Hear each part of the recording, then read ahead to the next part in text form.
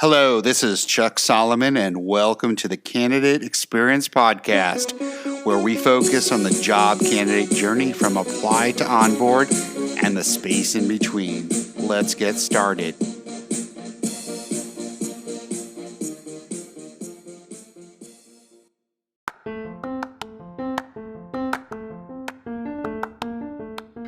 You care about the candidate experience, but have you ever wondered exactly how to bring your company to that next level and offer a world-class experience to your candidates? It's not easy. Fortunately, Candidate.fyi can help. Their solution guides candidates through your hiring journey, enhancing transparency and communication at every touch point. You'll also gain valuable insights on what's working and what's not with your hiring process. Best of all, it integrates directly with your ATS. Head on over to Candidate.fyi and see how to transform your company's candidate experience today.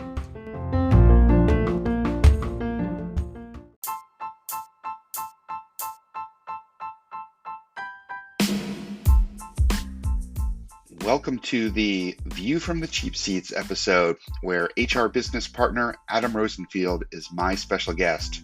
In this episode, we talk about job applications, virtual interviewing, candidate experience, a little Dallas sports talk, and more. If you like what you're hearing on this podcast, please subscribe wherever you enjoy podcasts and do share with others. Want to comment, discuss, provide feedback, you can send me a note via LinkedIn or via the contact form on our site, thecx.xyz. I thank you for listening, and here's my interview. Hey, Adam, how are you today? I'm good, Chuck. I'm good. How about you? I'm well. Please tell my listeners a little bit about your background. Sure. So my background is a mixture of a variety of different things. So recruiting, employer brand, people operations, and more recently getting into the diversity, equity, and inclusion space.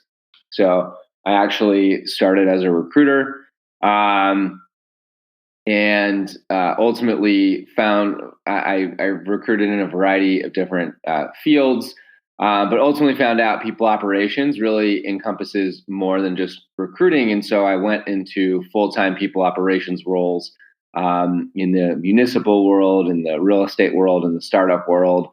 Then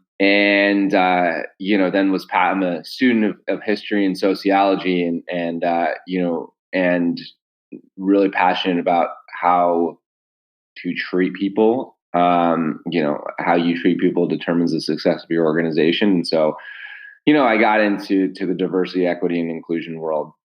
Sure. But yeah, that's a little bit about my background. I mean, was there anything that directed you in the career path of working in the people space? It's funny. I always had people like from my fiance to a couple of others. They were always asking me, well, what about people ops? Well, they called it HR. I always had this view of like HR as not something I would do because, I was more of a troublemaker than anything. You were the person that had to report to each HR, so it'd be hard to be. I got you. Yeah, I was the person who reported to HR, not the person doing HR. And then, it's funny. One thing I found out. So I'm a huge Dallas sports fan. And I found out, I've always been fascinated with like, compensation, salaries, branding, the dynamics of an organization. And I realized that like, people ops really encompasses that when you think about it. I mean, it's not only recruiting for your team, but, it's also developing branding strategies to make your people effective to potential free agents or employees. It's total rewards. So figuring out what benefits lure people to your organization. It's Sure. compensation, making sure you're paying fair market rate. And then just like organizational structure, how do you structure, how do you develop, that sort of thing. Gotcha. So, Adam, you're in a job search right now. Can you describe some of the challenges that you faced in your candidate journey, and maybe perhaps offer some suggestions to what you think could have been done better to improve your candidate experience? Yeah, it's really funny. I was laid off in from a family owned company in late March, and while I've had like some like small contract gigs here and there, it's like definitely it, I think like everybody knows about my job search. It's been inherently difficult. I've interviewed for just about every single position, and we're actually closing on, I think it's 80 interviews. So with, I want to say, 50 different companies. So I think the first thing I would say is, I guess if you're looking for advice, the first thing is don't tally up like I do, because it only hurts your psyche more than anything. Right. Um, I used to wear it around as a badge of honor. Like I was like, oh yeah, I had 50 interviews, but then I was like, wait a second, like that's actually not good, because maybe that's something that I'm actually doing wrong in the interview. And so there's that. And then the candidate experience has definitely varied. So I want to point out a really positive experience that I had with a company. Awesome. And I'm gonna mention them by name because it was a really positive. So I interviewed with Realtor.com for a role, Sure. and the recruiter, she was I really enjoyed talking to her, and I try to emulate. How she works. After every interview, she would give me feedback on every interview, and then literally be as like detailed as possible about the next interview, who I'm interviewing with, a little bit about them. And so unfortunately, I only made it through two, three rounds, but it was still like, it was a really informative interview process, and actually just saw like a role there. And I was like, hey, like, her name is Jas. Once again, she's a great recruiter. And I said, hey, like, there's an interesting role that I saw. But that was a really positive candidate experience. Something that I think, I guess in terms of other candidate experiences, I've had ones where it's just like, you have an interview and you don't hear from them again. Right. Where somebody refers you and it's just like the interview is just like terrible. And then I've had some, actually, I vividly remember one where, they had asked me to come in, and I was a little uneasy because we were visiting my fiance's immunocompromised father the next week. And I said, I don't want to expose. And so, Right. funny, like 6 hours later, they immediately canceled the interview and wouldn't follow, like did not follow up with me after. And so Wow. this was like in, I want to say June, like the height of the pandemic in Texas, which Right. I say that now, but so I think, and then obviously it's been really interesting to hear sort of different interviewers, because I, in contract roles, I try to be cognizant of how I'm interviewing as well. And sometimes I know when I get off the phone with a candidate that like I've given them a bad experience, or I've given them a great experience. And so it's definitely been varied. I think you can sort of tell sometimes the stress that a lot of recruiters that have been under during this pandemic, or like just general stress that like a lot of people have been under. Right. Um, but yeah, it's definitely been a mixed bag in terms of candidate experience. Gotcha. Well, so typically I interview folks that are involved in the hiring process, but I think you are my fourth or fifth interviewee who's an actual job candidate. And it's interesting that a couple of the individuals that I always talk with people before we record, and between the time I originally talked to them and the time that I recorded, they had actually gotten a job. So I'm not saying that I had anything to do with it. But I've got almost a 50-50 success rate here. So I'm hoping this might push you over the edge to secure a new job for yourself.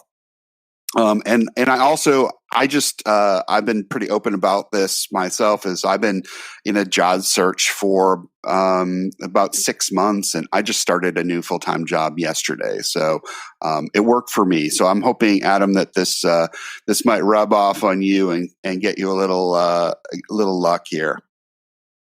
That's the goal. Yeah. But I mean, I enjoy talking to you anyway. So Yeah. that's really why I wanted to jump on. Yeah, well, I appreciate it. So, if you were to design the perfect job for you, what would that look like? If we were totally industry agnostic, Yep. and there were no barriers, I'd say the perfect job is the general manager for the Dallas Mavericks. But in reality, I think the perfect job involves a couple of different things. So, working to create and sustain people operations. Being a conduit with marketing and exploring employer brand strategies. Also helping build the team through recruiting, and then also having a say and working together with people to create diversity, equity, and inclusion initiatives. Nice. If any listeners know Mark Cuban and can make an introduction, or do you know anyone that knows Mark Cuban? That sounds like a great job to me too. I do. Unfortunately, Donnie Nelson has probably had that job for close to 20 years, and I don't think I'm getting that job. I feel like there's a long line of other candidates. But listen. It's funny you talk about. I know you're an employer branding guy, and you bring up Mark Cuban. This is something interesting for employers who are listening who want to understand how I get employer branding. The Mavericks have had the same uniforms for 20 years, and this summer, people were always talking about, it's time for they've been talking for the past 2-3 years about, it's time for a rebrand. It's time for a rebrand. And people don't necessarily realize what sometimes a rebrand can do for people and how it excites people. I know some people think of, a jersey is just a piece of laundry, but the Mavs, they released their new 40-year anniversary, logo. Logo in home court this past week, and the logo is this giant M with a cowboy hat, which was the Mavs' original logo back when it started in 1980. And the amount of just excitement it garnered, and the way that the Mavs branded themselves, or rather than an adolescent looking horse, the original funny cowboy M. People don't realize how that how a good brand excites people and excites people to promote it and wear it and feel it. And so, I think people ops professionals, I think EB professionals, and I think general recruiting professionals, need to understand that. So. Gotcha. So, small fact. Last October, I actually saw the Mavs play the Cavaliers in Cleveland last October, and the Mavs did win. So, and actually, Cuban was there as well. So I saw him too. So I think they were probably the best seats I've ever had. I took my son with me, and we were, I think, 12 rows back from the court side. And wow. we decided to go like that afternoon, and I found tickets on one of those secondhand ticket sites and stuff, and I think they were $150 tickets, and they were like half that. People were just trying to dump the tickets, and I'm like, their loss was our gain. It was a great game. It's a great way to watch a game. I highly recommend it being like 10 or 12 rows from courtside. You can actually hear them talking and shouting, and you can almost feel the sweat coming off them. Well, I wasn't that close, so. I always enjoy watching basketball games from 10 rows up. What we used to do back in the day.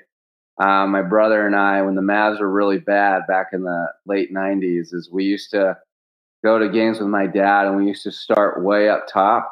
And by the third quarter, my brother and I were always like five or six rows back. It felt like there weren't security proceedings, and like we were Right. we were two young kids, and like, what are they going to do? Turn us away? Like, right. It didn't work as well a couple of years ago when me and my buddy did it. But you're a little older, so yeah, I think I'm going to impart that in my kids. I'll take some kids to a basketball game. I'll say, hey, listen, Dad's going to stay up here, but if you guys want to go down. So right. I mean, the worst that can happen is, someone comes back from, a beer run, and they're like, "Hey, you're in my seat. Please move." Yeah, but what are you going to do when it's a young kid? Like, hey, you're in my seat. Like, I mean, listen, sure, if I paid $200 for that seat, maybe I'd be upset. But if I see it's like an 8-year-old kid, I'd be like, okay, think of the memories like this kid will have. So true. Excellent. So, what tips do you have for companies that, would help them improve their company's candidate experience? Number one, like, make it easy for job seekers to apply to your job. I still see companies like, I'd say number one, invest in an ATS.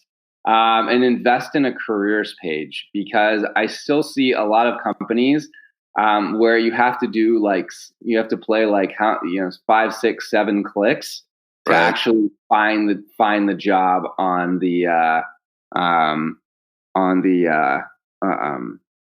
job site. I'm a big fan of Lever. I'm not a fan of some of the bigger ATSs. Mm-hmm. But yeah, I think some companies just make it like really, really complicated. Also, honestly, like, I don't want to say like we should be rewarded, but like, if I find a recruiter, or if I find somebody in the company, like, I mean, I don't know, help us out.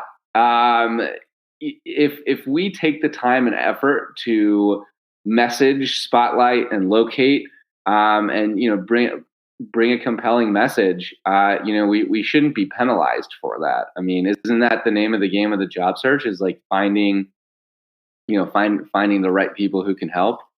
I think another one is keep your interview processes consistent. Sure. In the era of Zoom, I think one of a bad experience that I had was I was interviewing for a company, and this was like my sixth interview with the like fifth or sixth interview with the company, and I remember somebody's internet went out, and it was like, we had to do it not on video, and you could tell it was sort of manufactured, but like, if you're doing video calls with all candidates, and you don't do a video call with one candidate, you need to, that's not interview integrity. And you need to think about your interview process when it comes to interview integrity. So asking the same questions to every candidate, making sure every candidate is graded similarly to sort of eliminate bias. And I think having a focus, having a focus too, is important. I think there are a lot of companies who are still, trying to navigate virtual interviewing, and so I think that's something people really need to figure out. Like even if you are, um, even if you're like, oh yeah, we're in person, like you need to work on virtual interviewing. You're only losing you're only losing the game if you're I lost my train of thought, but you're losing the game if you don't have a virtual interview contingency. Yeah, I agree. The job that I just started yesterday and the previous job I had a year ago, I mean, both of those were, 100% virtual. I mean, I think, and I think in both instances, well, the one previously wasn't they offered to have me come out, and I said, I'm okay not coming out. I'm okay coming out. Um, but the airfare was like horrendous because it was really a quick turnaround. Today, probably, I just read an article where they're giving seats away on airlines and stuff to get people to fly. This past interview process that I went through was all virtual. There was no flying out anything and stuff. So I think companies would, to your point, do well if they actually, got on board with the whole virtual thing. I mean, there are a lot of companies that are making positions permanently remote, and so why not do the whole remote everything? So, anyways, yeah, no, I mean that's the thing is like as a company, you're only hurting yourself if you haven't grasped remote work yet. I mean, sure, are there certain things where it's not remote, like manufacturing or something like that? Sure, absolutely. But you're really putting yourself at a disadvantage if you haven't thought about that. totally agree. Well, Adam, I appreciate the tips that you've offered here and sharing your experience. I think the feedback that I get from listeners is they want to hear from experts in the field, and if there's anything I can do to sort of help with your full-time job search, I'm happy to do that. And if people wanted to get a hold of you, how could they do so? Yeah, so two ways to get a hold of me: LinkedIn, Adam Rosenfield. The best way to look. I mean, I know there are lots of Adam Rosenfields. I'm the only one that says it's like a disappointed Dallas Cowboys fan. And you can also get a hold of me on Twitter at Adam Rosenfield. Awesome, Adam. Thanks for your time today. All right, thanks, Chuck. Thanks for listening to the Candidate Experience Podcast. You can reach out to us via our website, thecx.xyz. That's thecx.xyz.